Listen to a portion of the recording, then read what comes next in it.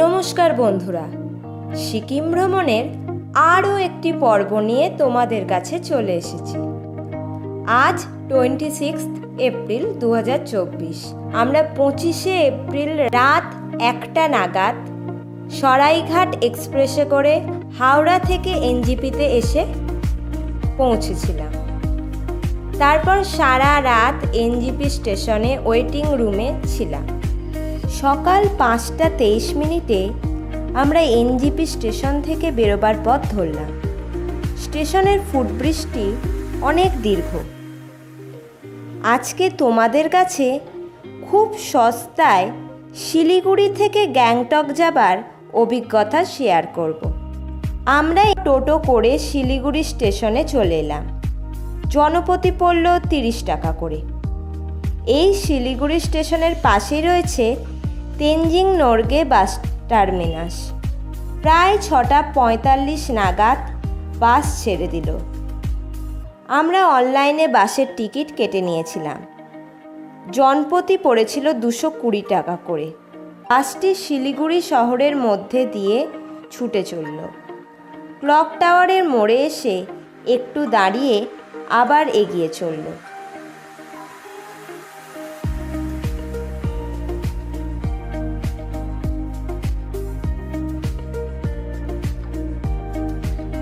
এবার আমরা সেবক ফরেস্টে প্রবেশ করেছি। দুপাশে সবুজ জঙ্গলের আধিক্য দেখা দিল। সেবকের এই অঞ্চলে ইন্ডিয়ান আর্মির একটি বড় বেস রয়েছে। এখন ভারত চীন উত্তেজনার জন্য সেটির বহরও অনেকটা বেড়ে গেছে, যা রাস্তার দুপাশ দিয়ে দেখা যায়। কিন্তু আমি ভিডিও বানাইনি সেনসিটিভ এরিয়া বলে। বাস যত এগোচ্ছিল জঙ্গল আরও ঘন হচ্ছিল। এখানে হাতিও মাঝে মধ্যে দেখা যায়। এটি যে হাতির করিডোর তা বিভিন্ন সাইনবোর্ড দেখে বোঝা যাচ্ছে। এবার জঙ্গল হালকা হচ্ছিল আর আমরা সমতল থেকে পাহাড় দেখতে পাচ্ছিলাম। বাইরের প্রকৃতিও অন্য চেহারা নিচ্ছিল। বাইরের দৃশ্য দেখতে দেখতে আমরা এগিয়ে চললাম।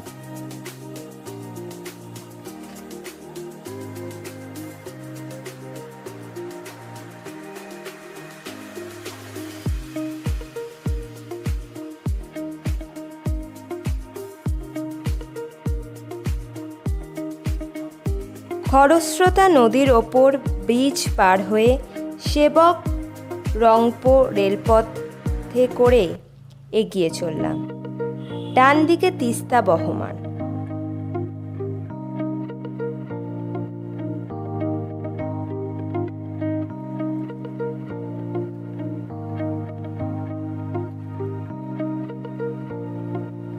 নদীর ওপর রংপো যাবার রেল সেতু নির্মিত হয়েছে।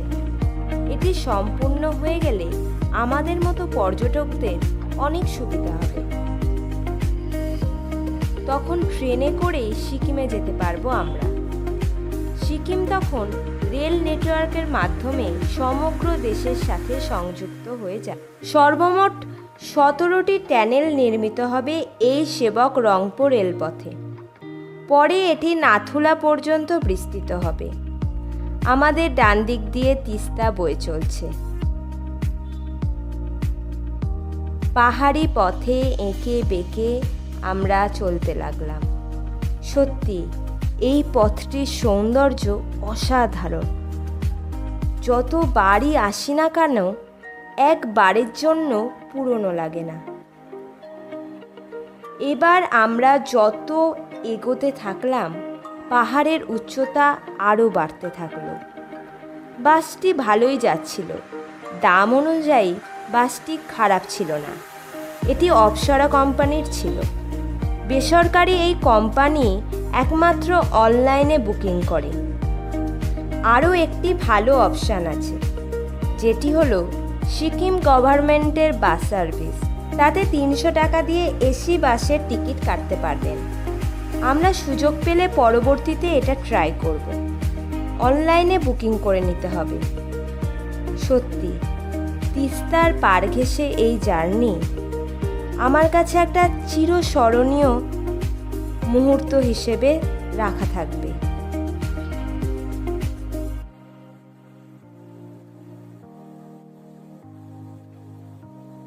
ডান দিকে পাহাড় বরাবর ধসপ্রবণ এলাকায় বোল্ডার দেবারও কাজ চলছে।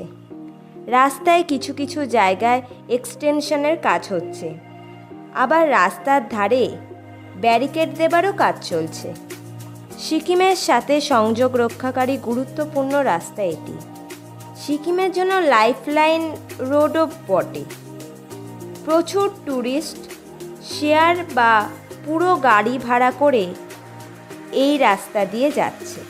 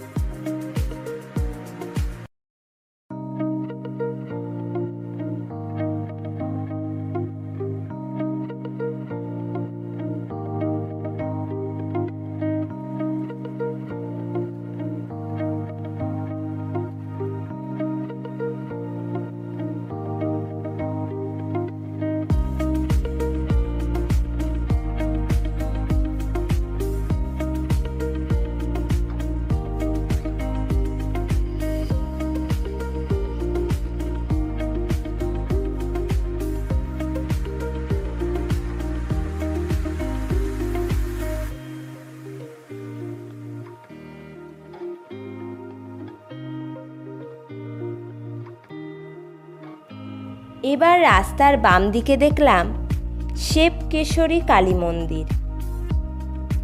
এটাকে পেরিয়ে আমরা এগিয়ে চললাম। অনেক পুণ্যার্থী পুজো দিতে এসেছে দেখলাম। এবারে ডান দিকে তিস্তা নদী অনেক নিচে চলে গেছে। সামনে বিখ্যাত করোনেশন ব্রিজ দেখা যাচ্ছে। এটিও একটা দ্রষ্টব্য স্থান। আমরা ডান দিকে ব্রিজ ফেলে সোজা এগিয়ে চললাম। NH10 বরাবর করোনেশন ব্রিজ পেরিয়ে তোমরা মংপোয়ে যেতে পারো। আবার ভুটান যাবার জন্য এটি ব্যবহার হয়। দূরের থেকে তিস্তার বুকে এই ব্রিজের ভিউ সত্যি খুব সুন্দর। অনেকে আবার গাড়ি দাঁড় করিয়ে ব্রিজের ওপর ভিউ পয়েন্টে ফটোশ্যুট করে। ব্রিজটিতে আর্চ থাকবার জন্যই এটি জনপ্রিয় আমাদের সবার কাছে। আমরা এগিয়ে চললাম কালীবোড়ার দিকে।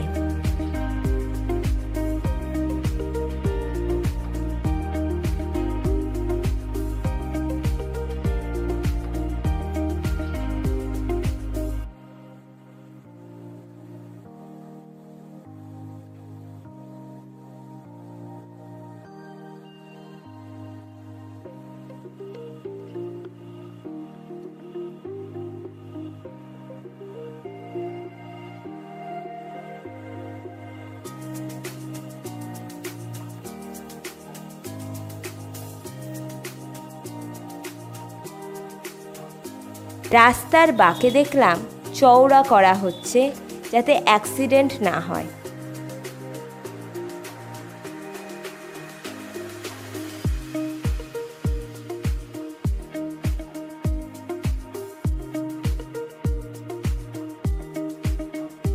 আমরা এক পাহাড় থেকে অন্য পাহাড়ে চড়তে শুরু করলাম। আমরা তিস্তার পার বরাবরই যাচ্ছিলাম। এখানে তিস্তার মাঝে বড় চর পড়ে গেছে কাদা পাথর মাটির জন্য।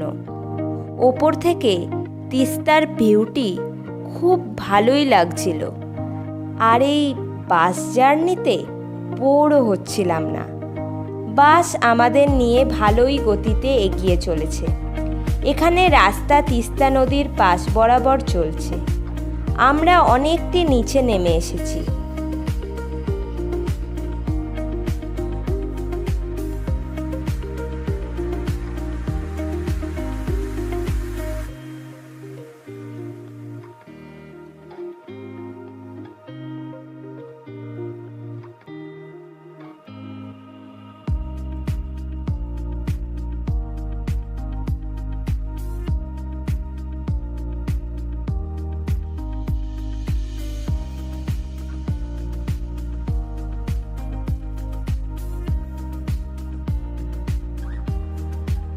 একটু এগোতেই দূরে তিস্তা ব্যারেজ দেখতে পেলাম। সত্যি এটা একটা বড় প্রজেক্ট। অনেকগুলি লক গেট তৈরি করা হয়েছে তিস্তা নদীর ওপর। অনেক বড় ব্যারেজ এটি। বিশাল এলাকা জুড়ে কাজ চলছে।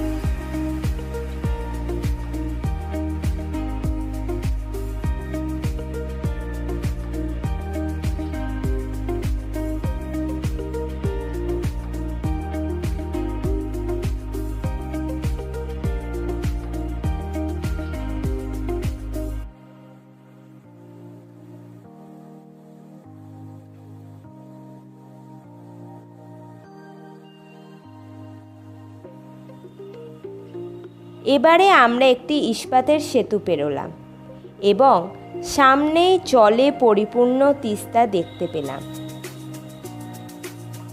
আর সবুজে ঘেরা পাহাড়ের আধিক্য দেখা দিল।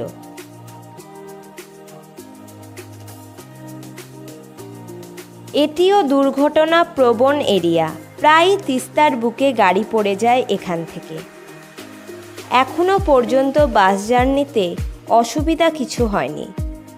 তোমরা যারা বাজেট ট্যুর করো তারা এটির ট্রাই করতেই পারো। এখানে কিন্তু তিস্তার প্রচুর জলের আধিক্য ছিল। বোঝাই যাচ্ছে বর্ষাকালে কীরকম জল থাকে তিস্তার বুকে। সবুজে ঘেরা পাহাড়গুলির মাঝ দিয়ে বহমান তিস্তার সৌন্দর্যই আলাদা।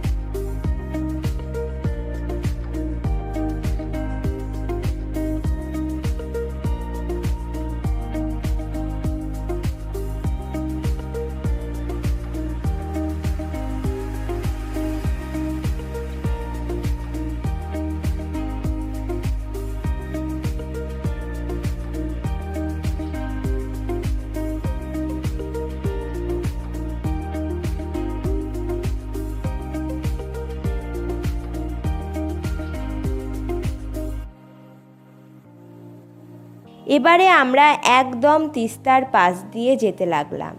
মনে হচ্ছিল আমাদের যাত্রাপথের সঙ্গী এই তিস্তা নদী। এই গরমকালে জলে পরিপূর্ণ তিস্তা দেখে খানিক অবাকই হলাম। অনেক জল ছিল এই সময় নদীতে। বন্যার জন্য রাস্তা ভেঙে যাওয়াতে অনেক জায়গায় রাস্তার কাজ চলছিল। তিস্তার পাড়ে অনেক জায়গায় ব্যারিকেড ছিল না।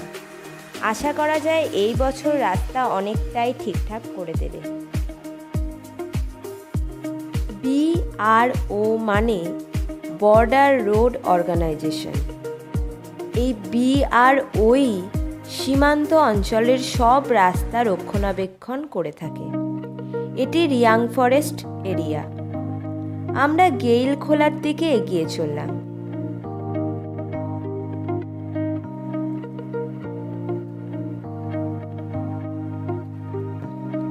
নদীর পাশ দিয়ে গ্রামের বাড়িগুলি খুব সুন্দর লাগছিল দেখতে। প্রত্যেকটি বাড়ি খুব রঙিন ছিল।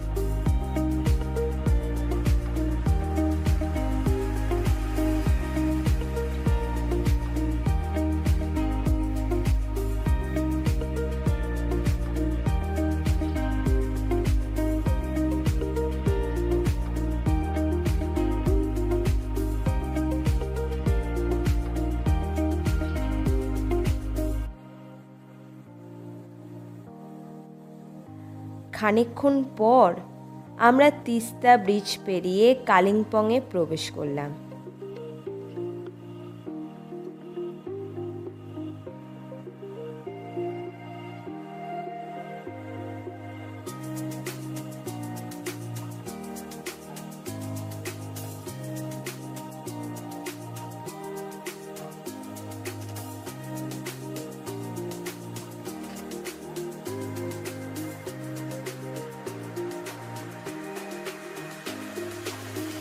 ডান দিকে রাস্তা উঠে যাচ্ছে কালিম্পংয়ে যাবার জন্য। একটি সুন্দর গেটও করা আছে, ওয়েলকাম টু কালিম্পং। আমরা বাম দিকের নিচের রাস্তা দিয়ে সিকিমের দিকে এগোতে লাগলাম।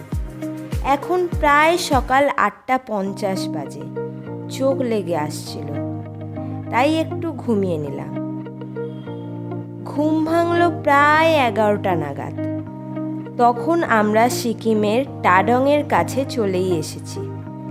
জানলা দিয়ে বাইরের দৃশ্য দেখতে লাগলাম। বুঝলাম দেওরলি বাস স্ট্যান্ড আর খুব বেশিক্ষণ লাগবে না। ডান দিকে অনেক বিল্ডিং দেখতে পেলাম। বোঝা গেল আমরা শহরের মধ্যে ঢুকে পড়েছি।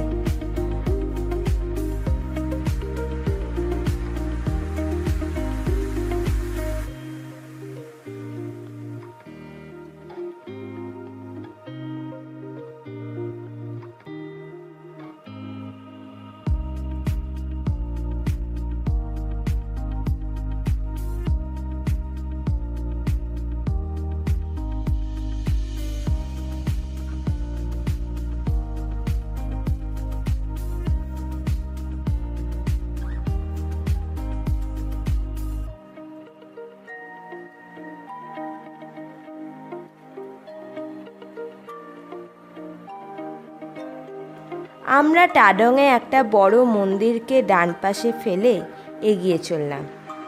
এটি সরস্বতী ডলমা টেম্পল। এলাকাটি খুব সুন্দর করে সাজানো রয়েছে।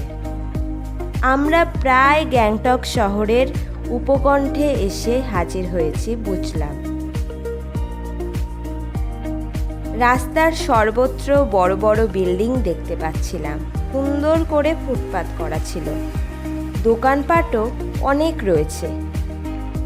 এখানে মানুষজন অনেক বেশি সিস্টেমেটিক। দূরে পাহাড়ের সুন্দর ভিউ পাচ্ছিলাম।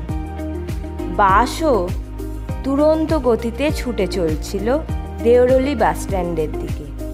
সত্যি গ্যাংটক শহর খুবই সাজানো গোছানো, গাড়ি ঘোড়াও অনেক রয়েছে।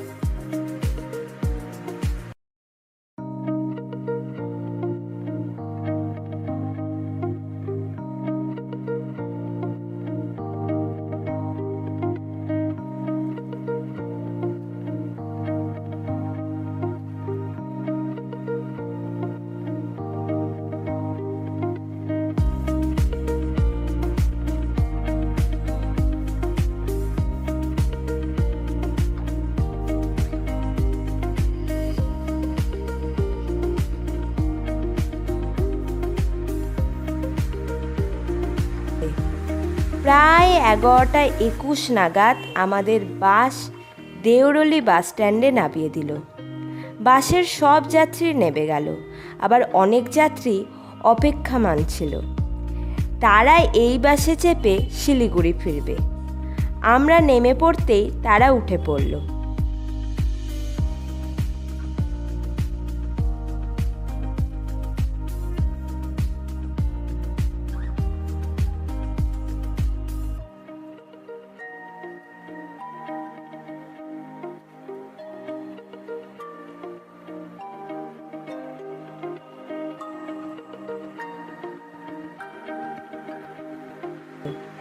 আমরা বাসস্ট্যান্ড থেকে নেমে এসে বাম দিকে একটি ওয়েলকাম টু গ্যাংটক লেখা সাইনবোর্ড দেখলাম।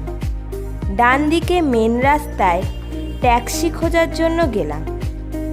এক ট্যাক্সিওয়ালার সাথে কথা বলে তার ট্যাক্সিতে উঠে পড়লাম।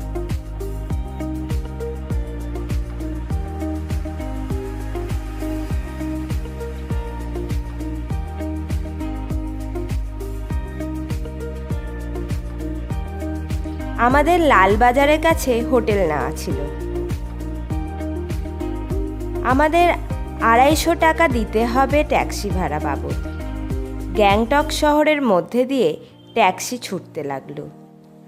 ডান দিকে একটি গুরুদুয়ার পড়ল, আমরা এগিয়ে চললাম। বাম দিকে একটি মনেস্ট্রি ছিল, দুপাশ দিয়ে বড় বড় বিল্ডিং ছিল, আবার সবুজের প্রাচুর্যও ছিল।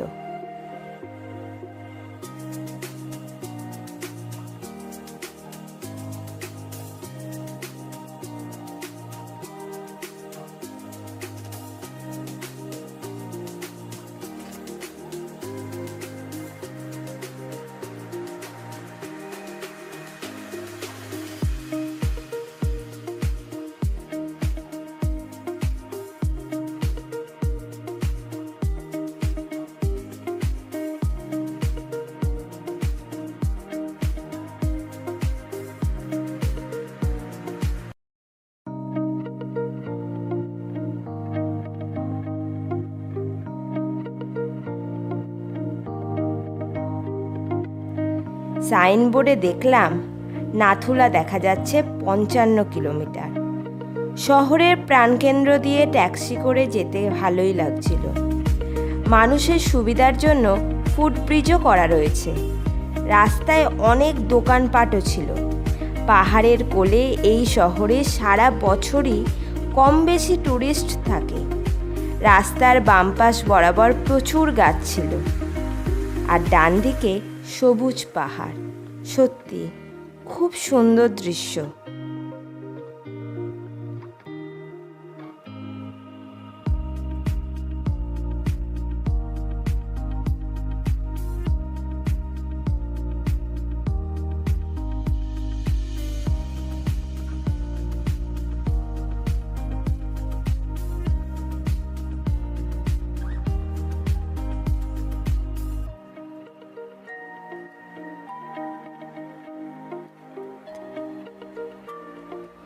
এই দৃশ্য দেখতে দেখতে সকাল 11:40 আমাদের লালবাজারের হোটেলের সামনে এসে পৌঁছালাম।